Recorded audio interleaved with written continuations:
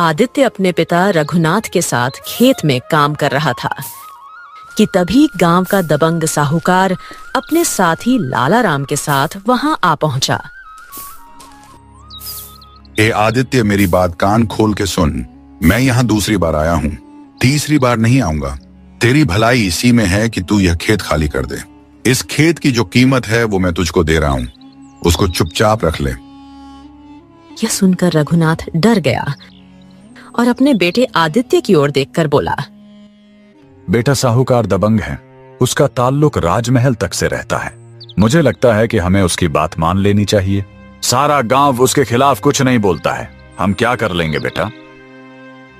चुप रहिए पिताजी, क्या बात कर रहे हैं आप? अगर सारा गांव उसके खिलाफ नहीं बोलता तो इसका मतलब यह नहीं है कि ये जो चाहेगा वो करता रहेगा। यह जमीन है जिस पर आपने खेती की, आपके पिताजी ने खेती की।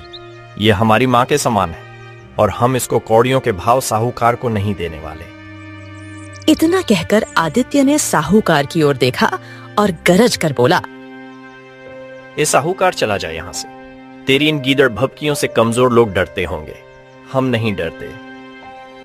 यह सुनकर लाला राम, जो साहूकार का नौकर और चाटुकार था, गुस्से से बोला, अबे ओ, तू क्या खुद को बहुत बड़ा वीर समझता है?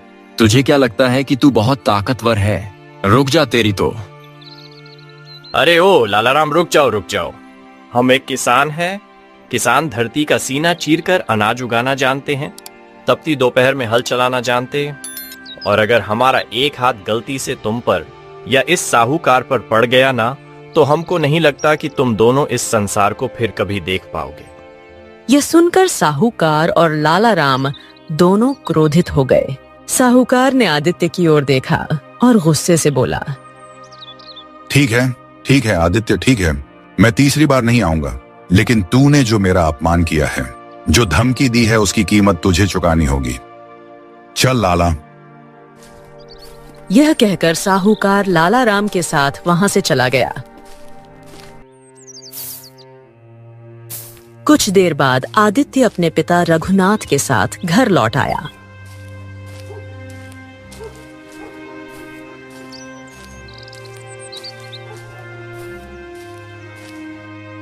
घर पर रघुनाथ के चेहरे पर चिंता देखकर आदित्य की मां ने पूछा, क्या हुआ जी, आपके चेहरे पर चिंता क्यों है?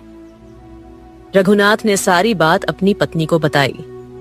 यह सुनकर वो आदित्य से बोली, बेटा, ये तूने क्या किया? अगर साहूकार कौड़ियों के दाम खेत मांग रहा है तो दे दो, हम कहीं और चले जाएंगे।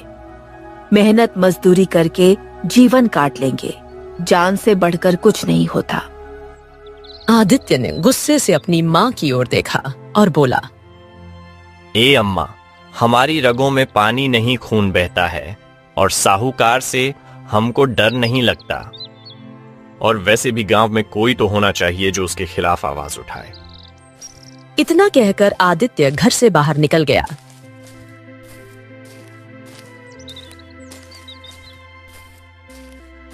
वो कुछ ही दूर चला था कि उसे साहूकार की पुत्री चंद्रलेखा मिल गई।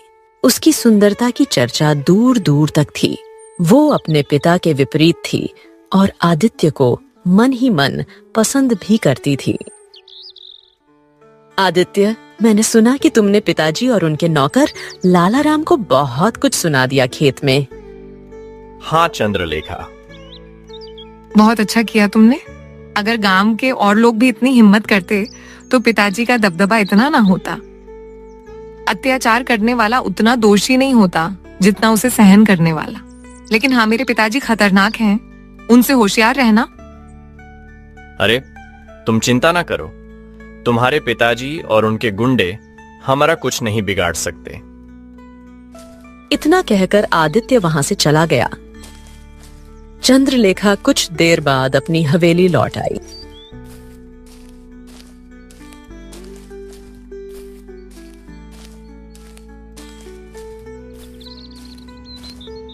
हवेली में साहूकार गुस्से से लालाराम के पास बैठा हुआ था। साहूकार जी, आदित्य की बातों में बगावत की बहुत भयानक बू आ रही है। अगर इसे रोका नहीं गया तो यह आग पूरे गांव में फैल जाएगी और आपका दबदबा खत्म हो जाएगा।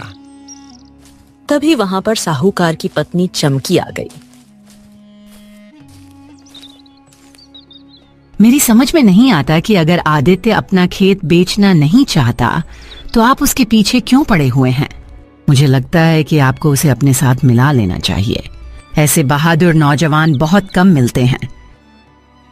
अरे तुम्हें क्या लगता है चमकी कि क्या मैंने ऐसा करने की कोशिश नहीं की? लेकिन उस लड़के ने मेरे मुंह पर मना कर दिया और कहा कि वो मेरे जैसे अत्याचारी साहूकार के साथ कभी भी काम नहीं करेगा। वो एक किसान है, किसान खेती ही करेगा। लेकिन सारा गांव जानता है कि हमारी पुत्री चंद्रलेखा आदित्य को मन ही मन प्रेम करती है और आदित्य भी उसे चाहता है। अरे बकवास बंद करो चमकी। कहीं तुम यह नहीं भूल रही कि चंद्रलेखा हमारी पुत्री से कहीं ज्यादा हमारे लिए हुक्म का वो मोहरा है जिसे हम समय आने पर इस्तेमाल करेंगे। मैं चंद्रलेखा का हाथ उस बगावती किसान को हरगिज नहीं सौंपूंगा। तभी वहां पर चंद्रलेखा आ गई। पिताजी, अगर आदित्य आपको अपना खेत बेचना नहीं चाहता तो आप उसके पीछे मत पड़िए। पूरे गांव में केवल वही तो अच्छा इंसान है। मुझे पता है चंद्रलेखा, तुम ऐसा क्यों कर रही हो, लेकिन मेरी भी एक बात कान खोलकर सुन लो। अगर तुम्हारे मन में आदित्य बसा हुआ है तो उसे निकाल कर फेंक दो, क्योंकि मैं तुम्हारा विवाह उससे तो हरगिज नहीं होने दूंगा। मैं भूल नहीं सकता कि तुम एक साहूकार की बेटी हो और वो एक मामूली किसान, वो भी तुम्हारे पिता का दुश्मन किसान। जाओ अपने कमरे में जाओ चुपचाप। चंद्रलेखा चुपचाप अपने कक्ष में चली गई। कक्ष में जाकर चंद्रलेखा गहरी सोच में डूब गई। सारा गांव तो जानता है कि मैं आदित्य को पसंद करती हूँ। शायद आदित्य को भी पता है, लेकिन मैंने कभी अपने प्रेम का इजहार नहीं किया। मुझे अब कर देना चाहिए। अगर आदित्य भी मुझसे प्रेम करता है तो मैं दावे से कह सकती हूँ कि वो इतना बहादुर है कि पिताजी की आंखों के सामने ही मेरी मांग में सिंदूर भरकर मुझे ब्याह कर ले जाएगा। उधर साहूकार गुस्से से अपनी हवेली से बाहर आ गया। हाँ लाला राम, बहुत हो गया। आज रात आदित्य अपने खेत में रुकेगा, क्योंकि उसकी फसल अब पक चुकी है और जंगली जानवरों का खतरा है। तू एक काम कर, अपने 2-3 आदमियों को भेज और आदित्य को रास्ते से हटवा दे। गांव में यह खबर फैला देना कि जंगली जानवरों ने आदित्य को मार डाला। इस तरह से सांप भी मर जाएगा और लाठी भी नहीं टूटेगी। आदित्य की उपजाऊ जमीन मेरी हो जाएगी और गांव के नौजवान जो मेरे खिलाफ सर उठाने की सोच रहे हैं, उनकी सोच भी खत्म हो जाएगी। क्या दिमाग चलाया है साहूकार जी, बहुत ही बढ़िया फैसला। यह निर्णय तो मैं कहता हूं आपको बहुत पहले ही ले लेना चाहिए था। आप चिंता मत करिए, आज ही रात मैं आदित्य को रास्ते से हटवाने का इंतजाम कर दूंगा। साहूकार ने संतोष से आंखें बंद कर ली। शाम का वक्त हो चुका था। खेत के बीचों बीच आदित्य अकेला बैठा हुआ था। हवा में एक बेचैनी सी घुली हुई थी। तभी पास की झाड़ियों में अचानक तेज हलचल हुई और आदित्य चौंक कर उठ खड़ा हुआ। कौन है वहां? झाड़ियों से एक छोटी सी हिरन तेजी से निकलकर आदित्य के सामने आकर रुक गई। उसने आदित्य को बेहद गौर से देखा। उसका अंदाज बिल्कुल सामान्य नहीं था। तू हिरन है या कोई भूत? मुझे मत देखो इस तरह, मैं तुम्हें चेतावनी देने आई हूँ। तुम्हारी जान खतरे में है। आदित्य के चेहरे पर आश्चर्य और संशय एक साथ उभर आया। अरे तू इंसानी आवाज में कैसे बोल सकती है? अरे हिरण के भेष में कहीं तू कोई चुड़ैल या पिशाचनी तो नहीं? मुझे हिरन नहीं, हिरन रानी कहो। मैं तुम्हारी जान बचा रही हूँ और तुम मुझ पर शक कर रहे हो। मैं तुझ पर भरोसा कैसे करूं? हिरण कभी इंसानी भाषा नहीं बोलती। समय आने पर सब बता दूंगी, लेकिन अभी एक बात ध्यान से सुनो। आज रात खेत पर मत रुकना। साहूकार और लाला राम ने तुम्हें मारने की योजना बनाई है। मैंने खुद उनकी बातचीत सुनी है। वो जंगली जानवरों के बहाने तुम्हें मरवाना चाहते हैं। इतना कहकर हिरण्य रानी तेजी से झाड़ियों में गायब हो गई। कुछ देर तक आदित्य वहीं खड़ा रहा, फिर सोचते सचते खेत छोड़कर चला गया।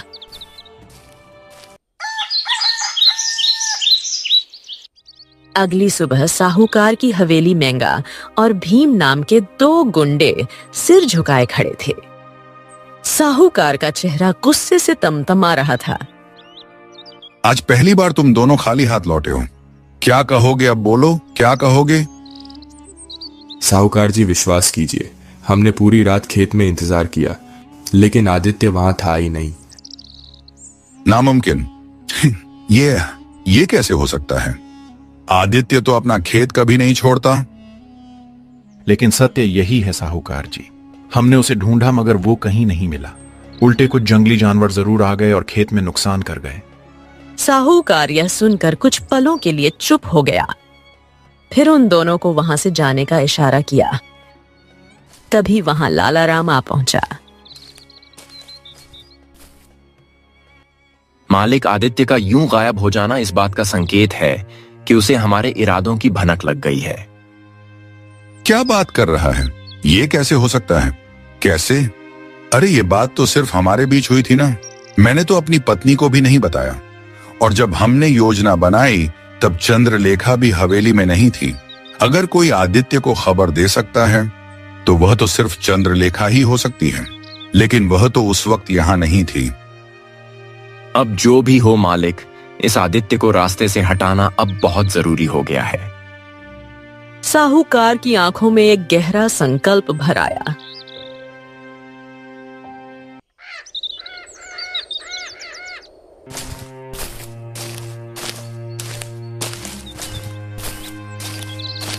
अगली सुबह जब आदित्य खेत पहुंचा तो वह चौंक गया, क्योंकि फिर वही हिरण सामने आकर खड़ी हो गई।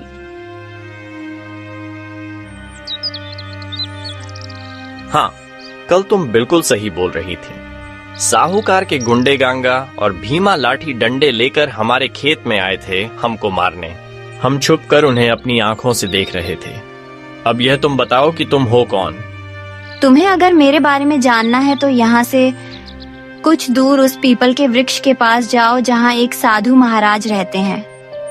उनसे कहना कि एक हिरण ने एक किसान की जान बचाई है और फिर सारी घटना उन्हें बताना। साधु जो कहे वही करना।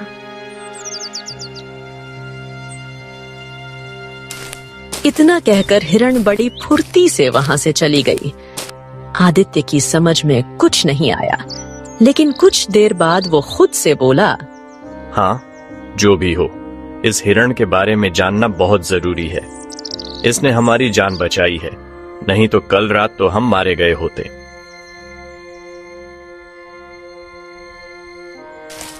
यह कहकर वो चल पड़ा उस स्थान की ओर जहां पीपल का वृक्ष था।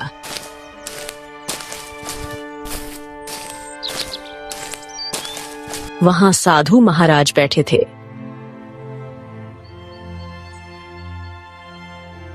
कौन हो तुम? प्रणाम साधु महाराज, मैं एक किसान हूँ और एक हिरण ने मेरी जान बचाई, और वो बिल्कुल इंसानों की तरह बात कर रही थी। जब मैंने उससे पूछा कि तुम कौन हो तो उसने आपका पता बताया। दरअसल बात यह है। इतना कहकर आदित्य ने सारी घटना साधु को बता दी।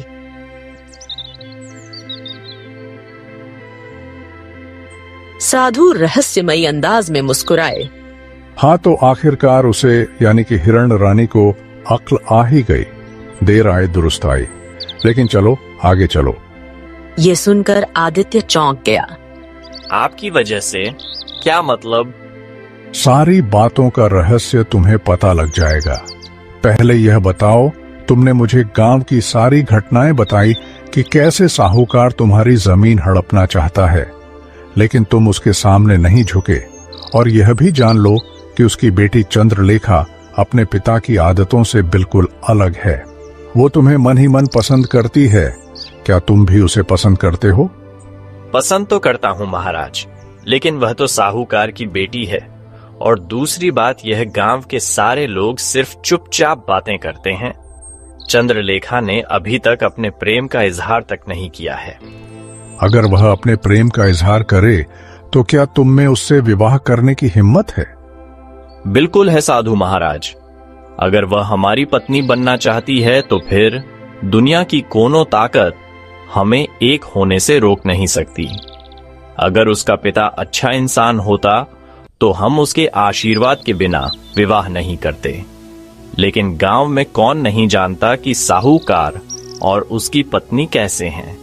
ऐसा कोई दिन नहीं जाता महाराज जब गांव का कोई बच्चा, बूढ़ा या औरत उन्हें कोसते ना हो। बताइए भला।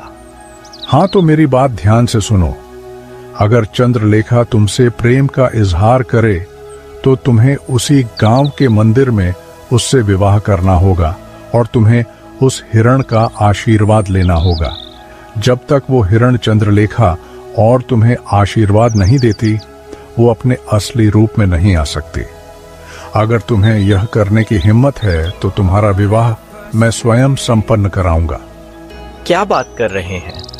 अगर चंद्रलेखा हमसे प्रेम का इजहार करती है तो हम तो जरूर उससे विवाह करेंगे। और जब ऐसा होगा ना तो हम स्वयं आपको बुलाने आएंगे साधु महाराज, और आपको अपने साथ गांव के मंदिर ले चलेंगे।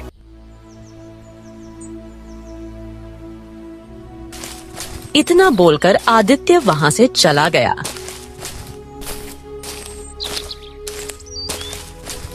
आदित्य जैसे ही अपने गांव पहुंचा, तभी गांव का मुखिया उसे मिल गया। आदित्य, अरे भाई कहाँ थे? हम तुमको कब से ढूंढ रहे हैं। तुम रात को घर भी नहीं आए और तुम्हारे माता पिता बहुत परेशान हैं। क्या हो गया?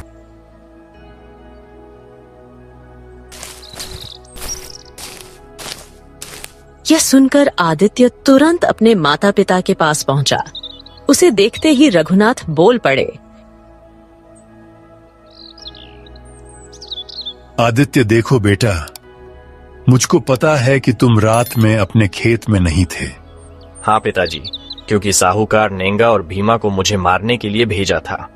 यह सुनकर आदित्य की मां डर गई और कहने लगी, अब समझी, इसलिए चंद्रलेखा सुबह के समय यहाँ पर आई थी तुझे पूछती हुई।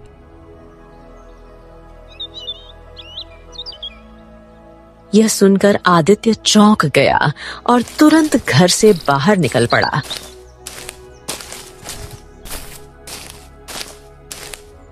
कुछ ही दूर गया था कि चंद्रलेखा उसे मिल गई।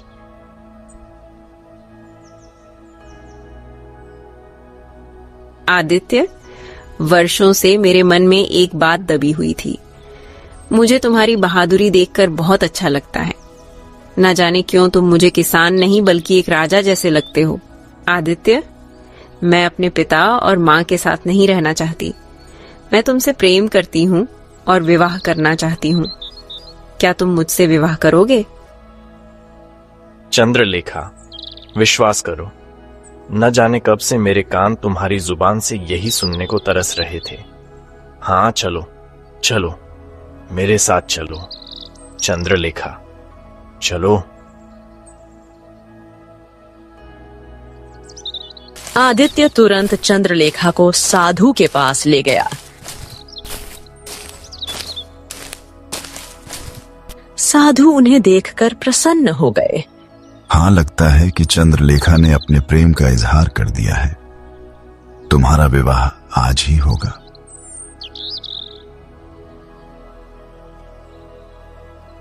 साधु आदित्य और चंद्रलेखा को गांव के मंदिर में ले गया और तेज आवाज में मंत्र पढ़ने लगा। तभी बड़ी फुर्ती से वही हिरण वहां दौड़ती हुई आ गई।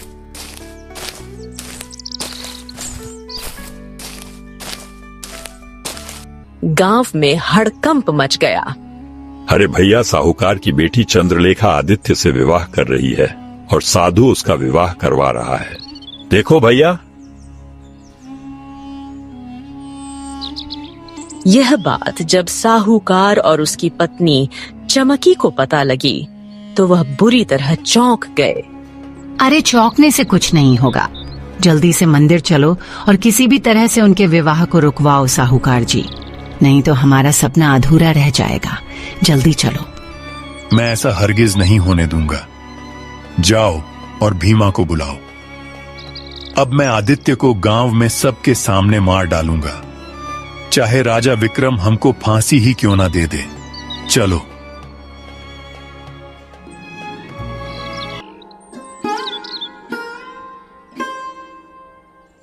मेरा आशीर्वाद तुम्हारे साथ है।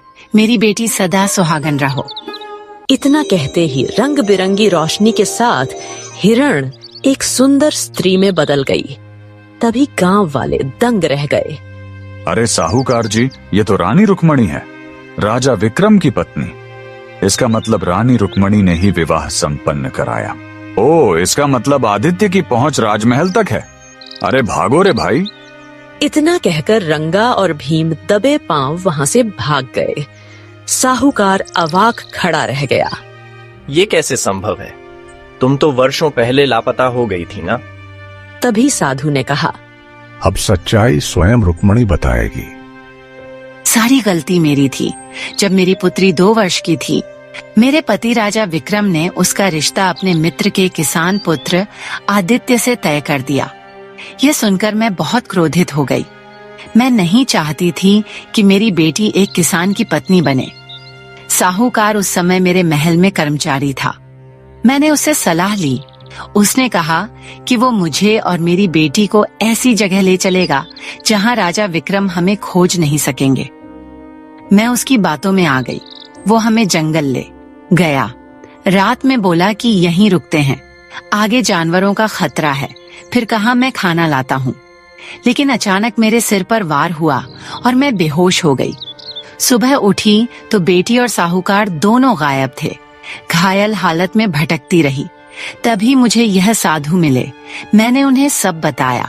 इन्होंने कहा, यदि राजा ने किसान से रिश्ता तय किया तो गलत क्या, तू अपने अपराध की सजा पाएगी। और साधु महाराज ने मुझे हिरण बना दिया और कहा, जब तू हिरण के रूप में अपनी बेटी का विवाह खुशी से किसान के बेटे से करेगी और आशीर्वाद देगी, तभी तेरा श्राप मिटेगा। और उसके बाद मैं बेहोश हो गई। कुछ देर बाद मेरी आंख खुली तो मैंने अपने आप को हिरण के रूप में साहूकार की ही हवेली में पाया। तब से मैं अपनी बेटी के ही पास थी और सही समय का इंतजार कर रही थी। अरे मुझे लगा था कि तू मर गई। मैंने योजना बनाई थी कि एक दिन राजा से फिरौती में खजाना मांगूंगा, क्योंकि चंद्रलेखा के हाथ में अपने वंश का निशान है। पर तूने मेरी योजना पर पानी फेर दिया।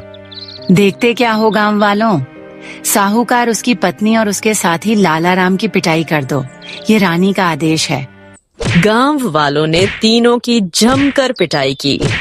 सब बेहोश हो गए। रुक्मणी चंद्रलेखा और आदित्य को लेकर राजमहल पहुंची और सारी बात राजा विक्रम को बताई। रुक्मणी ने क्षमा मांगी। मैं सब क्षमा करता हूँ। आदित्य अब मेरा दामाद है। साहूकार, उसकी पत्नी और लाला राम को जीवन भर के लिए कारागार में डाल दिया गया। इस तरह एक गरीब किसान का बेटा हिरण रानी के आशीर्वाद से न केवल अत्याचार से मुक्त हुआ, बल्कि राज्य परिवार का दामाद बना। उसने दिखा दिया कि सच्चाई, साहस और प्रेम के सामने झूठ और लालच की कोई औकात नहीं होती। कभी कभी एक साधारण सा युवक भी राजकुमार से कम नहीं होता। बस जरूरत होती है किसी रानी के आशीर्वाद और खुद पर विश्वास की।